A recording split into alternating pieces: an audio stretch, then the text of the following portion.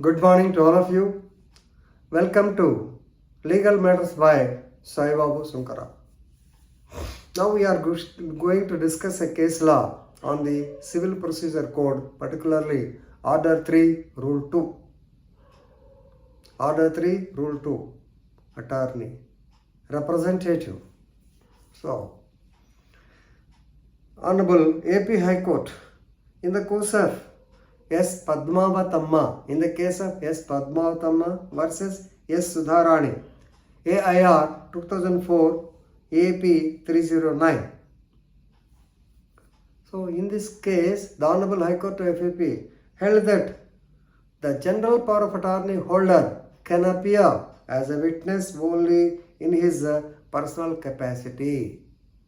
He can appear as a witness only as a general power of attorney. But please remember, he cannot appear as a witness on behalf of the plaintiff in the capacity of the plaintiff. This is more important, in the capacity of the plaintiff, because he cannot speak the facts which are within the personal knowledge of the plaintiff, right? So please remember, normally, according to the Power of Attorneys Act 1882, when you are busy, when you are elsewhere, when the plaintiff is elsewhere or when the defendant is elsewhere, he cannot attend the court. But as per Order 3 Rule 2 of the CPC, you can appoint a person as a power of attorney, general power of attorney. Of course, there are two types of powers of attorney. One is a general power of attorney, second is a special power of attorney. Whatever it is, here the power of attorney can appear on behalf of the plaintiff. The power of attorney can engage a lawyer on behalf of the plaintiff. The power of attorney can produce documents in the name of the plaintiff. He can give evidence in his own name. He can give evidence as far as his knowledge is concerned. But whereas the evidence of the plaintiff is necessary, when he has to be examined, the plaintiff has to come personally and depose before the court. This is what is stated in the case of S.Padmavathamma versus S. Sudharani. Normally, most of the general people, they are under the wrong impression that since we have given the power of attorney to the person, he can go, he can engage a lawyer, he can act on behalf and he can depose on our behalf. No.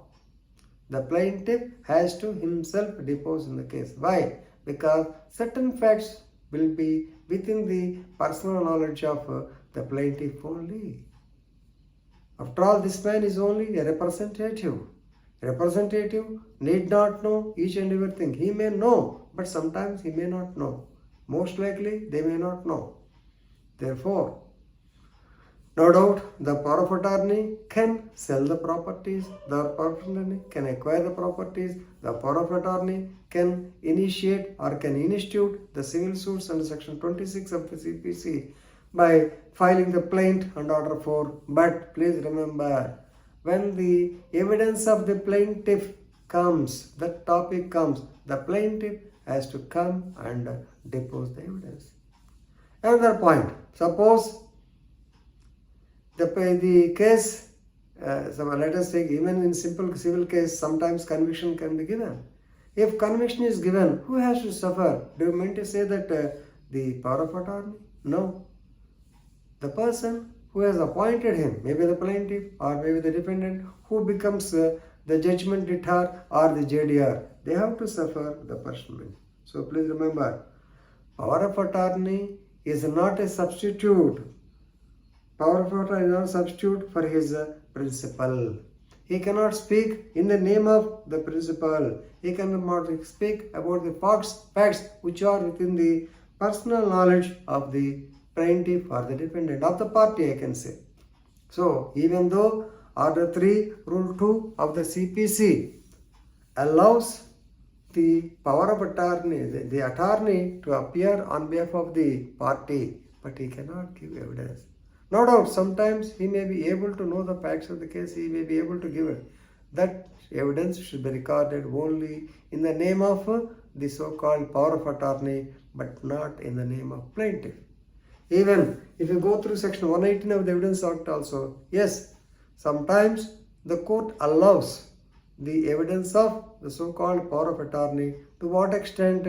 To the record, that's all, but not the personal knowledge.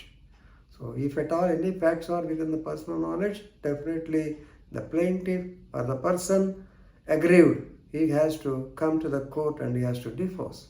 So please remember, power of attorney is only there to act as a representative, that's all. Okay, but don't think that he will be a representative suit. So rule 8 of the order 1 deals with the representative suit. We'll discuss it on some other occasion. Thank you.